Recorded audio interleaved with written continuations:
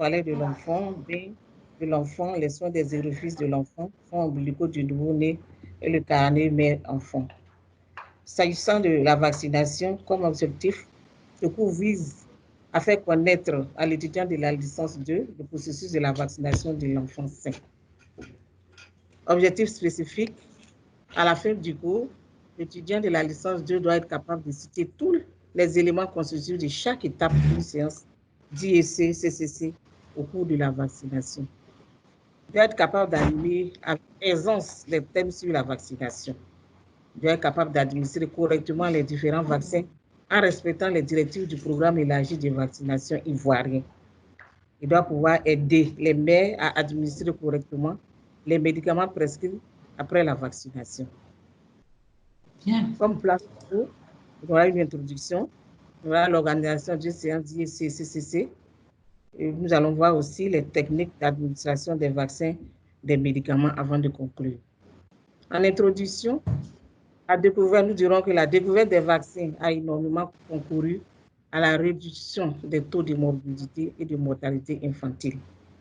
Ainsi, tout agent de santé partout où il exerce doit amener les populations à se faire vacciner et à faire vacciner les enfants pour un avenir meilleur. Organisation d'une séance d'IEC-CCC sur la vaccination. Il y a des dispositions à prendre. Avant, il faut élaborer le thème. Qu'est-ce que ça dit? Il faut élaborer un thème sur lequel vous devez entretenir les mères avant la séance même de vaccination. Il faut définir un calendrier précis, c'est-à-dire qu'il faut savoir le lundi, qu'est-ce que je dois faire, le mardi, qu'est-ce que je dois faire comme vaccin. Il ne faudrait pas venir et puis se lancer dans un flou. Non, il faut que tout soit défini. Il faut choisir aussi le lieu de la séance en tenant compte du confort de l'auditoire. Parce que souvent, on voit que la vaccination a lieu sous les bâches ou bien sous les hangars, alors qu'on a dit qu'il y a des dispositions, il y a le vent qui circule, alors qu'il faut mettre l'enfant de telle sorte qu'il ne prenne pas froid, puisqu'on doit déshabiller l'enfant. Donc, il faut choisir un lieu en tenant compte du confort de l'auditoire. Il faut sélectionner la population cible. Si aujourd'hui, on a décidé de faire le BCG, c'est-à-dire que ce sont les nouveaux-nés d'1 à 1 semaine, ou bien si c'est la rougeole, on sait que ce sont les enfants de 9 mois. Donc, il faut que la population soit ciblée par jour. Il faut rassembler le matériel didactique. Il faut tout rassembler, il faut être prêt. Il ne faudrait pas oublier tout le matériel. Avant de commencer, il faut que tout le matériel soit prêt avant de commencer la séance. Et pendant la séance de vaccination, qu'est-ce que l'animateur doit faire? Vous arrivez, vous devez saluer, se présenter et remercier l'auditoire. On remercie l'auditoire d'être venu maîtriser son thème. Avant de commencer, il faudrait maîtriser le thème, le vaccin. Il faut savoir qu'est-ce que c'est que ce vaccin, quels sont les contours. Il faut maîtriser aussi le matériel et l'assistance par rapport à chaque vaccin. Quel est le matériel que je dois utiliser? Il faut être le langage, il faut ne pas choquer l'auditoire. Il faut détendre l'atmosphère avec quelques blagues. Tout. Adapter le niveau de langage à l'auditoire. Les dames qui viennent pour la vaccination ou bien l'accompagnant, il n'y a pas le même niveau intellectuel que vous. Donc, vous n'allez pas utiliser des gros thèmes et l'auditoire ne va pas comprendre que vous n'allez pas atteindre votre objectif. Il faut recourir à une communication bilatérale. C'est-à-dire quoi? C'est-à-dire que lorsque vous communiquez avec l'auditoire, il faudrait de temps en temps poser des questions pour voir si l'auditoire a compris ou bien si l'auditoire a une question à vous poser. Il faut recourir à une évaluation. Vous avez fini, vous avez donné les informations, vous demandez à l'auditoire de reprendre pour voir s'ils ont bien compris pour encore entretenir ce auditoire. Encourager les mères qui participent positivement, c'est-à-dire que lorsque vous posez des questions, une mère qui participe positivement, qui connaît effectivement les vaccins, peut-être qu'elle a eu 2 ou 3 enfants, il faut l'encourager pour que les autres aussi soient amenés à répondre à vos questions. Remercier et donner un rendez-vous à la mère ou à l'accompagnant. Après la séance de vaccination, Bien sûr, il faut transcrire l'activité dans le registre, laver et ranger le matériel surtout, évaluer l'activité. Vous avez reçu combien et combien, vous avez combien de évaluer l'activité. Le matériel, on a les seringues qui sont le matériel préféré, c'est ça. Donc, dès que vous avez fini d'injecter, le dispositif AB pré-rempli,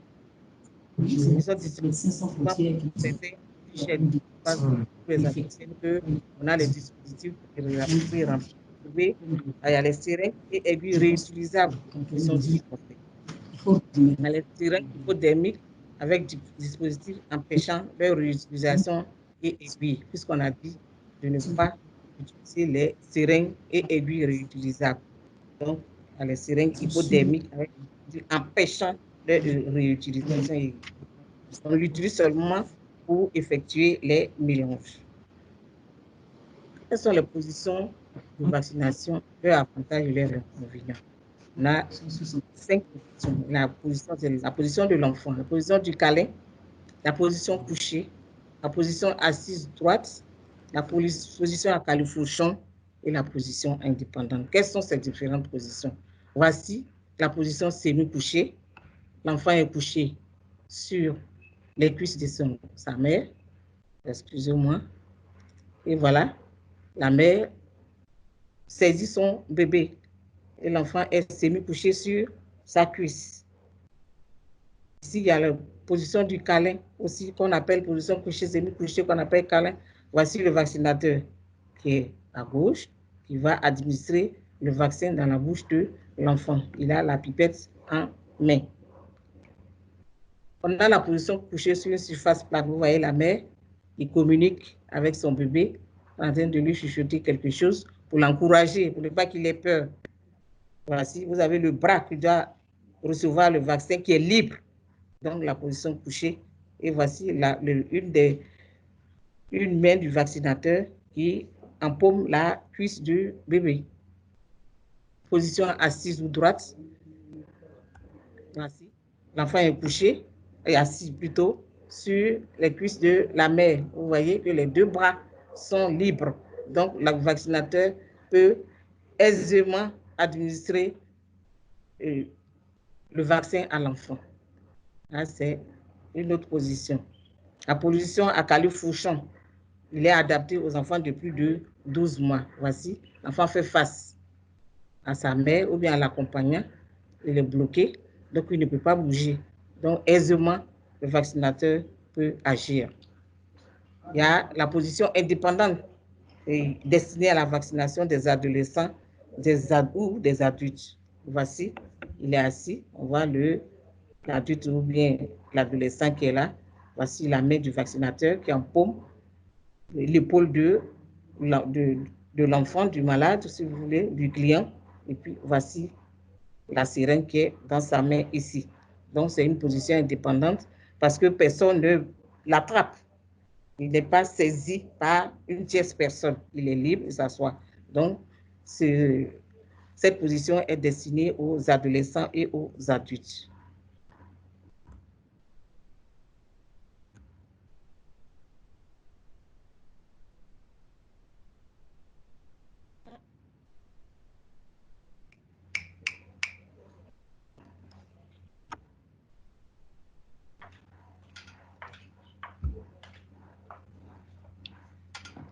Démarche d'Irlande pour l'utilisation des seringues.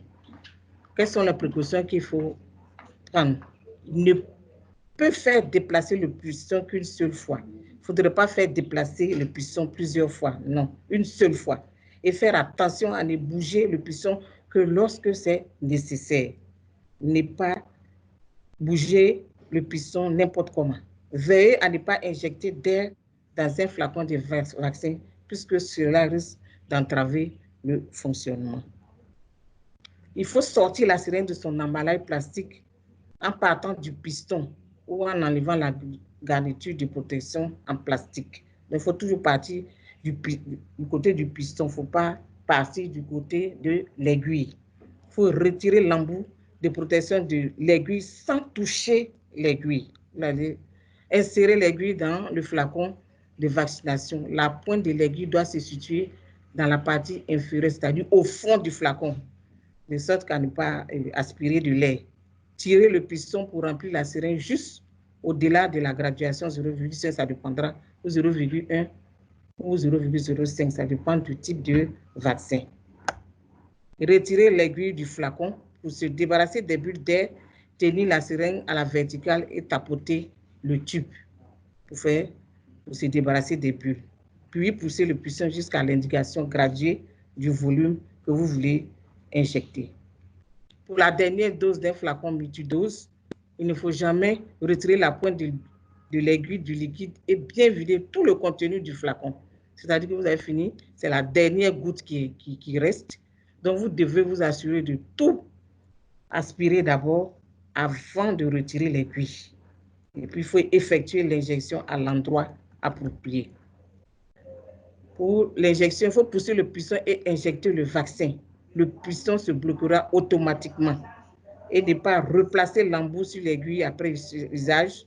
Placer l'aiguille et la seringue à jeter dans une boîte de sécurité. Il ne faut pas essayer de récapuchonner et tout. Vous risquez de vous piquer. Et vous connaissez la conséquence. Quelle est la position du vaccinateur? Le vaccinateur se pèse sur le côté. Lorsque c'est un vaccin par voie orale, il faut ouvrir la bouche du nourrisson en lui pinçant doucement les joues entre le pouce et l'index, en appuyant gentiment. On a dit doucement les joues, pas avec brutalité, et en appuyant gentiment. Voici ce qu'on vous montre en dessous. Vous voyez ici, on a appuyé la joue gentiment et voici le flacon dans la bouche, entre le pouce et l'index du vaccinateur. Et on administre l'intégralité. Lorsque vous évitez de pincer trop fort, vous ne stressez pas l'enfant. Lorsque vous pincez trop fort, vous risquez de... Parce que l'enfant a déjà peur, et puis vous pincez trop fort, il sera stressé, il va commencer à pleurer, et vous êtes mal barré. Voici, tout doucement ici. Voilà, on remonte encore. Voici le flacon dans la main du vaccinateur. La bouche est ouverte parce que vous avez pincé tout doucement, sans brutalité. Si c'est un vaccin, si c'est le vaccin polio oral, laissez tomber 2 gouttes de vaccin du compte-gouttes sur la langue de l'enfant. Notez bien, jetez le tube de vaccin oral usagé à la poubelle. Aussi, le compte-gouttes ne doit pas toucher la bouche du nourrisson. Vous déposez les gouttes sur la langue et la bouche ne doit pas toucher le bout du compte-gouttes. Quelles sont les différentes étapes de l'injection? Si la peau est sale, on lave avec de l'eau simple. Il n'est pas nécessaire aussi de nettoyer une peau qui est propre. Donc, on n'a pas dit de l'eau et du savon. Non, on dit on lave la peau avec de l'eau. Et ne pas se servir d'alcool pour nettoyer la peau avant une vaccination. C'est l'eau que l'on utilise pour nettoyer l'endroit où on doit injecter le vaccin. Il faut tenir le corps de la seringue entre le pouce et l'index, l'index et le majeur. Ne pas toucher l'aiguille. Si injection intradermique, étirez doucement la peau et maintenir ainsi avec le pouce et l'index. Tenir la seringue et l'aiguille presque à plat sur la peau du nourrisson. Enfoncez l'aiguille dans la couche supérieure de la peau ou épiderme. Voici ce qu'on vous montre ici. Vous voyez. Voilà. Le piston, l'aiguille, le piston la seringue est tenue entre, voici, le pouce, le majeur et l'index. Le pouce va pousser sur le piston et voici l'aiguille qui est à l'intérieur. Voilà. Dans les cas d'injection subcutanée, il faut pincer légèrement la peau, insérer l'aiguille entièrement à angle de 45 degrés en direction de l'épaule d'un geste rapide et en douceur. Rapide, mais avec douceur, pas avec brutalité. Quand il s'agit d'une injection intramusculaire, On étire encore doucement la peau et maintenir ainsi avec le pouce et l'index et pousser l'aiguille entièrement à un angle de 90 degrés. Lorsque c'est IM, c'est 90 degrés. Lorsque c'est en sous-cutané, c'est 45 degrés. Quel que soit le type d'injection, enfoncez le piston doucement et régulièrement en prenant soin de ne pas bouger la seringue. Retirez l'aiguille rapidement et doucement au même angle que lorsque vous l'avez enfoncé. C'est-à-dire, en sous-cutané, vous avez enfoncé à 45 degrés. Lorsque vous allez retirer l'aiguille, vous devez observer ce temps de 45 degrés. Alors, lorsque c'est l'injection IM, vous avez fait à 90 degrés. Donc, en retirant l'aiguille, vous devez respecter les 90 degrés. Cela vous permettra de ne pas faire bouger la seringue et puis entraîner des dommages. Quel que soit le type d'injection, pressez un coton propre sur le point d'injection si c'est une fois l'injection terminée. On dit une fois l'injection terminée et un coton propre. On n'a pas dit imbibé d'alcool. Un coton propre et sec. Jetez l'aiguille et la seringue dans la boîte de sécurité immédiatement après usage. Il ne faut pas laisser traîner sur la table. Vous risquez de vous piquer avec. Vous ne connaissez pas le statut de cet enfant. Calmez et distrayez le nourrisson une fois que tous les vaccins ont été administrés pour qu'il n'ait pas peur, pour le calmer un peu. Souvent, après les vaccins, les enfants se mettent à pleurer. Donc, c'est à vous d'amener l'enfant à oublier un temps soit peu, même s'il a mal. Quels sont les conseils d'usage qu'il faut donner à la mère dont l'enfant vient de recevoir un vaccin? Il faut dire d'être patiente. Il faut aussi qu'elle connaisse les voies d'administration des médicaments prescrits, puisque souvent après la vaccination, on prescrit des médicaments. Et on lui dit d'être patiente parce que souvent l'enfant peut faire une petite fièvre, de ne pas s'affoler. Il faut qu'elle respecte les doses indiquées. Il ne faudrait pas qu'elle dise que comme l'enfant a le corps très chaud, elle va augmenter ou bien diminuer. Non, il faut qu'elle respecte les doses. Il faut insister là-dessus. Il faut qu'elle utilise au mieux une pipette ou une seringue. Il ne faudra pas prendre souvent les cuillères. Les doses ne sont pas souvent respectées. Donc, il y a des pipettes ou bien une seringue. Là, il y a des graduations. C'est plus indiqué. Prélever la dose de médicaments nécessaire avant de positionner l'enfant. Il faut lui dire, il faut qu'elle prélève le médicament. Il ne faudrait pas qu'elle positionne l'enfant avant de prélever. L'enfant risque de s'agiter. Il faut connaître et respecter les rituels de son enfant. Quand est-ce qu'il est calme? Vous n'allez pas vouloir donner les médicaments à l'enfant qui a faim, qui est en train de pleurer. Donc, il faut connaître les rituels de son enfant avant de lui administrer les médicaments. Il faut dire à la mère de surveiller l'enfant après la prise des médicaments pour voir s'il n'y a pas d'effet secondaire. Il faut veiller à la bonne conservation des médicaments prescrits. Si on dit que le médicament doit être au réfrigérateur, il faut mettre au réfrigérateur. Ne pas aller mettre un médicament qu'on doit mettre au réfrigérateur, au congélateur. Si on dit que le médicament peut être à l'air libre, on peut déposer sur une paillasse, mais ne pas laisser à la portée des enfants parce qu'ils risquent de s'intoxiquer.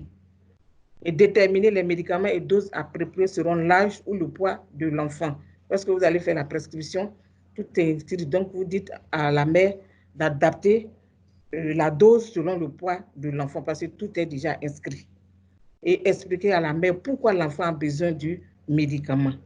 C'est-à-dire après la vaccination, pourquoi est-ce que vous avez prescrit les médicaments? C'est-à-dire parce que l'enfant fait la fièvre. Ou bien, lorsqu'on fait la vaccination, on a découvert que l'enfant a peut-être une plaie ou bien autre chose. Et c'est pour cela que vous avez prescrit. Donc, il faut expliquer. La mère va vous demander, mais si vous venez pour faire la vaccination, mais pourquoi est-ce qu'on me prescrit d'autres médicaments? Donc, vous devez être capable de lui expliquer pourquoi est-ce que vous avez prescrit ces médicaments. Et montrer à la mère comment mesurer une dose.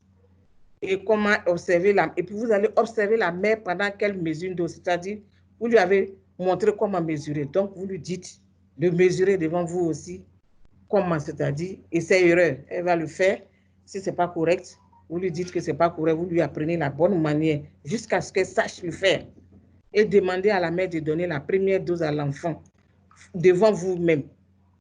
Elle vous donne donc si c'est mal fait, ou bien c'est doit, mais vous devez corriger.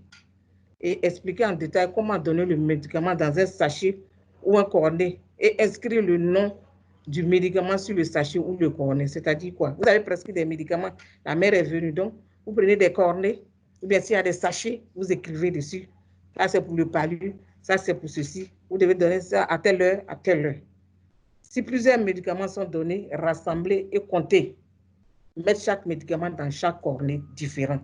Il ne faudrait pas associer pour dire comme il doit prendre les 3 médicaments, donc on met les 3 médicaments ensemble. Non, chaque médicament doit avoir son cornet ou son sachet. Il faut expliquer que tous les médicaments, c'est-à-dire, doivent être pris jusqu'à la fin du traitement, même si l'enfant se porte mieux. Parce que dès que la fièvre va chuter, ou bien la plaie, donc il faut dire à la mère, on a prescrit le médicament, c'est pour 5 jours, elle doit respecter les 5 jours, même s'il n'a pas les signes. Si elle n'observe plus de signes, il ne faudrait pas qu'elle arrête pour dire, si tombe malade prochainement, je vais lui donner non. C'est 5 jours, c'est 5 jours, c'est 2 jours, c'est 2 jours. Et s'assurer que la mère a bien compris, parce que vous allez lui poser la question. Qu'est-ce que je vous ai dit? Est-ce que vous avez compris ce médicament sert à quoi? Ce médicament, c'est pendant combien de jours? Comment tu dois mesurer? Elle doit vous faire on veut dire le feedback. Et s'il y a des erreurs, vous devez être capable de corriger avant qu'elle ne parte. Parce que si vous ne corrigez pas les erreurs, vous ne lui demandez pas de vous rendre ce que vous lui avez donné, du coup, vous risquez de faire fausse route. Quel est le calendrier vaccinal du père de l'enfant? Un calendrier ivoirien, surtout. L'âge, première colonne, les antigènes, et puis le coût. On voit que le coût, là, c'est gratuit. Le PEV est gratuit en Côte d'Ivoire. Donc, à la naissance, on a le BCG, plus le vaccin polio oral 0, puisque c'est à la naissance, plus hépatite B. Maintenant, on fait l'hépatite B dès la naissance. À 6 semaines, on a le deutérocoque, on a l'hépatite, et puis le pneumo 13, plus le rotavirus. À 10 semaines aussi, on a la deuxième dose de polio, c'est la 3e dose de polio orale, 14 semaines à 9 semaines. Donc, vous avez ce calendrier dans votre document.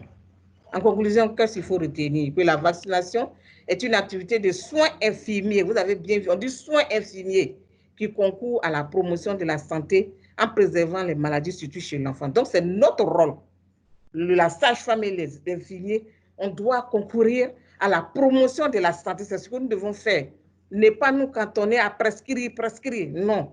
On doit mener des activités pour la promotion de la santé, pour éviter que les enfants ne tombent malades. C'est ce que nous devons faire. Ça devait être notre priorité.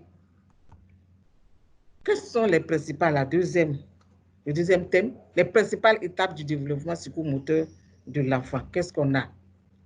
On va voir l'enfant de 0 à 2 ans. De 0 à 3 mois, l'enfant a souri, réponse sur du regard, tient la tête. C'est-à-dire que lorsque vous souriez à l'enfant, il répond par un autre sourire. Et puis lorsque vous bougez et vous suivez du regard, il arrive à tenir la tête. Lorsqu'un enfant à 3 mois ne tient pas la tête, ça doit vous inquiéter. De 3 à 6 mois, il a intérêt pour les objets. Lorsque vous passez quelque chose, surtout les objets de couleur rouge, jaune, il suit, il veut attraper, il rit, il gazouille. Et là, il commence à babiller. Et si c'est à 9 mois, il s'assuit. À 6 mois, il s'assoit avec appui. Et puis, il s'assoit seul à 9 mois. Quand on dit s'assoit avec appui, c'est-à-dire qu'il y a quelqu'un derrière. Ou bien souvent, on voit au village, on les met dans les cartons, ou bien dans les tabourets. Donc, ça veut dire qu'il a un appui, ou bien il est assis, et il y a le grand frère bien, qui est assis derrière.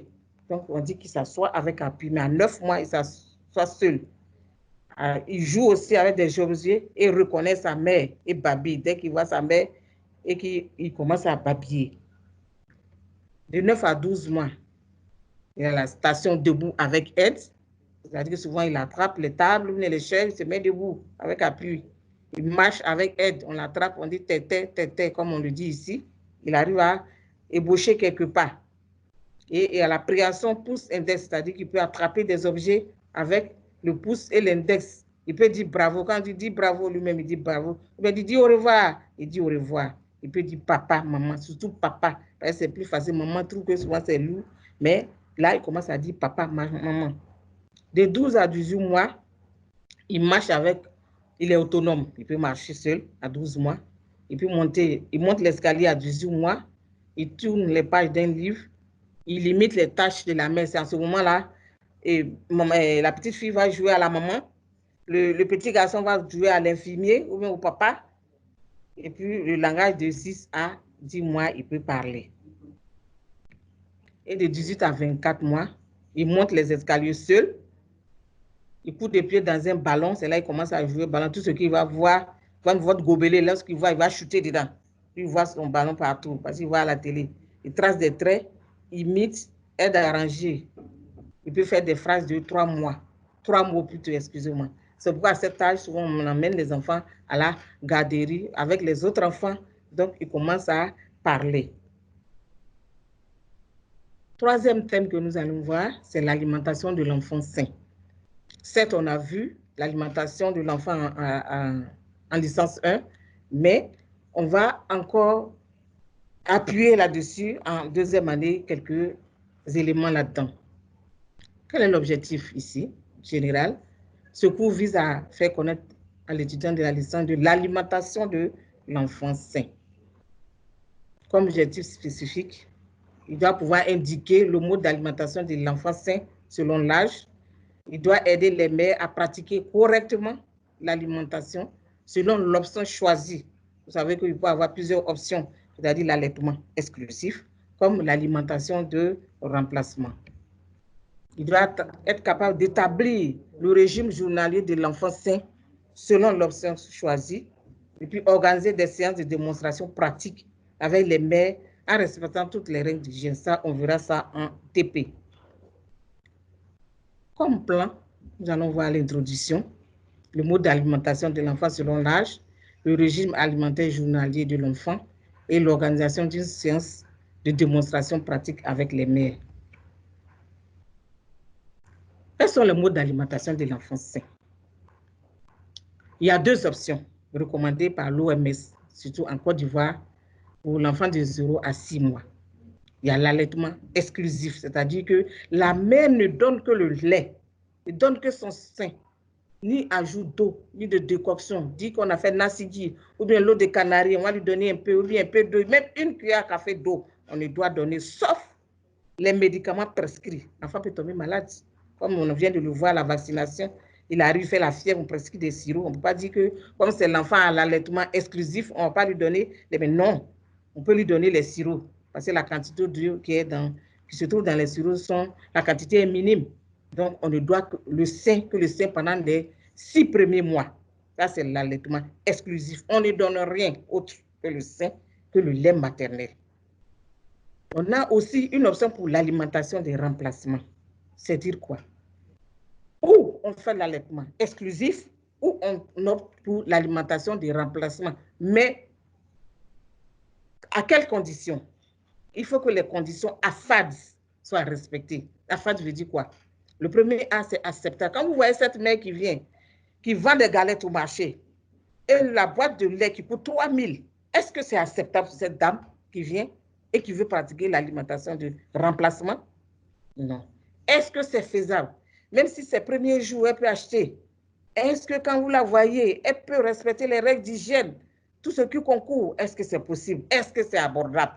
L'aide de 3 000 francs, elle peut acheter une casserole parce que tout ce qui concourt à l'alimentation de l'enfant doit être réservé seulement à l'enfant. Il doit avoir son éponge, son savon, ses assiettes, ses cuillères, sa casserole, son récipient où on doit laver le... Elle peut acheter les biberons? Est-ce pour cette femme qui vend les tomates au marché là? Est-ce que c'est abordable pour elle?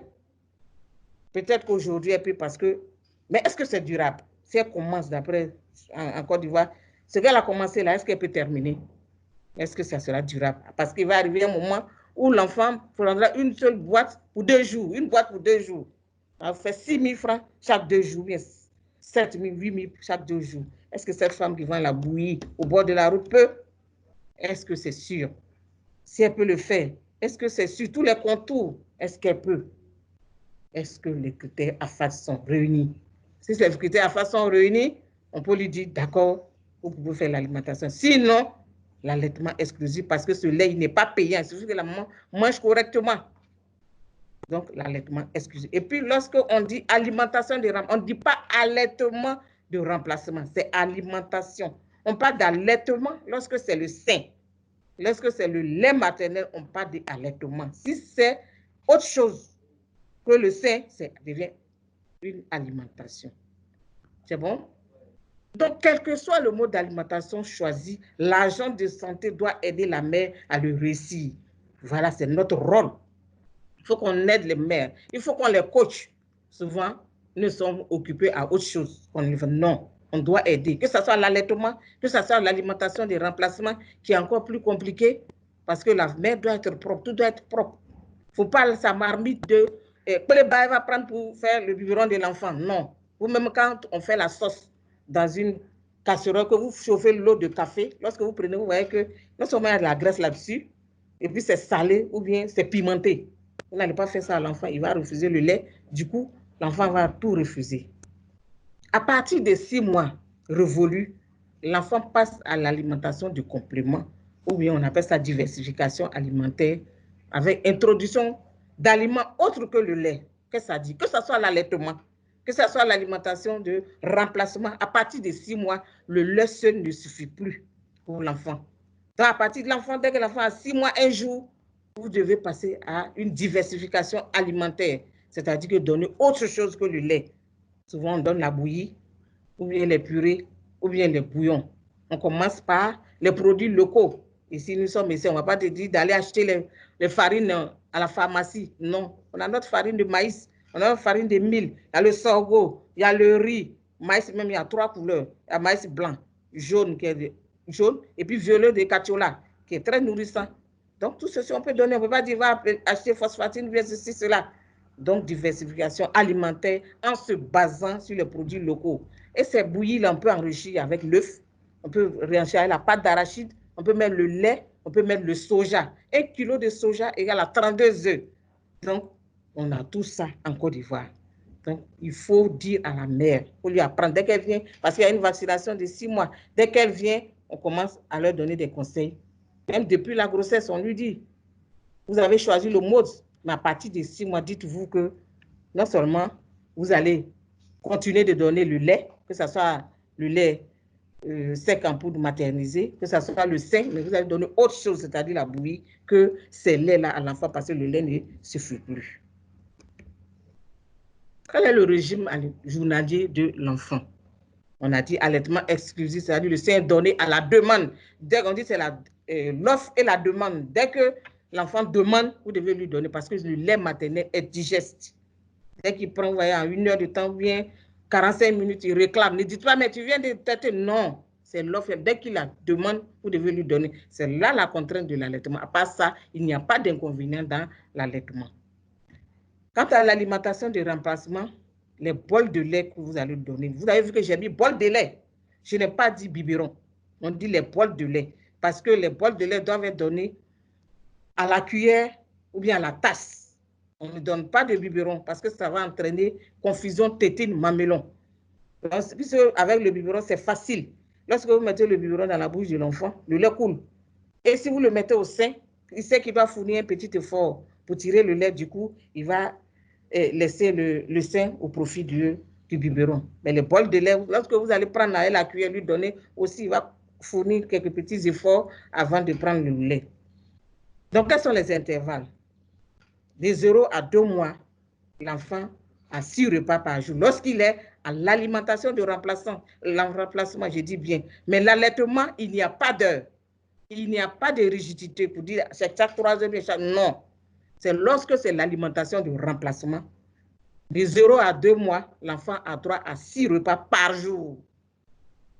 De 3 à 4 mois, l'enfant a droit à 4 repas, c'est 5 repas. 5 repas par jour, excusez-moi. À partir de 5 mois, l'enfant a droit à 4 repas. Donc, de 3 à 4 mois, c'est 5 repas. À partir de 5 mois, l'enfant a droit à 4 repas. Voici le schéma de l'alimentation de l'enfant à l'allaitement. On sait que de 0 à 6 mois, c'est l'allaitement exclusif.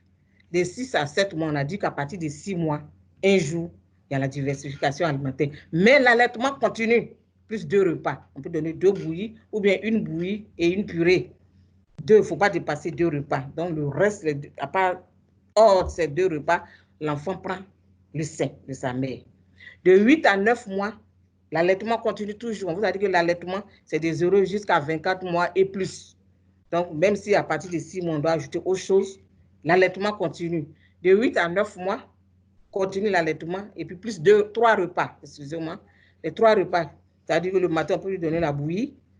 À midi, on peut lui donner une purée. Le soir, avant qu'il ne dorme, on donne une bouillie ou bien une purée. Mais l'allaitement continue. De 10 à 12 mois, il y a l'allaitement plus 4 repas. Puisque à 10 mois, on sait que l'enfant peut être au plat familial. Donc, c'est-à-dire que le matin, il a pris la bouillie. À midi, il peut manger avec les parents, mais sans épices, sans huile, trop d'huile, sans trop de sel pour l'enfant. À 16 heures, on peut lui donner un bol de lait. Et puis, le soir, avant de dormir, on peut aussi lui donner le plat familial ou bien une bouillie. L'enfant dort calmement. Donc, c'est dire ça. Donc, à l'alimentation de remplacement, on a dit de 0 à 2 mois, 6 repas, de 3 à 4 mois, 5 repas, de 5 à 12 mois, 4 repas. Je me suis rattrapée ici. Enfant de 12 à 24 mois, il faut poursuivre l'allaitement jusqu'à 24 mois et au-delà. Et continuer à donner du lait de croissance à l'enfant jusqu'à 24 mois. C'est-à-dire à partir de 1 an, 12 mois, on passe au lait de croissance. Il faut insister sur la préparation et la conservation saine des aliments, surtout. Ce n'est pas que les aliments soient mal préparés ou bien qu'ils ne soient pas propres. Non, il faut apprendre aux mères à laver tout ce qui rentre dans la préparation de l'alimentation de l'enfant. Et 4 à 5 repas par jour, 2 ou 3 repas. La mère doit se laver les mains à l'eau propre avec du savon avant et après chaque repas. Si la mère le fait, donc ça va apprendre l'enfant aussi à être propre. Quand il voit la mère en train de laver la main, lui aussi, comme il aime imiter, il va imiter la mère. Donc avant de se mettre au repas, il va aussi laver main, laver. Il y a des petits mots qu'on prend pour éduquer l'enfant. Lavez les mains de l'enfant avant et après chaque repas. Très bien.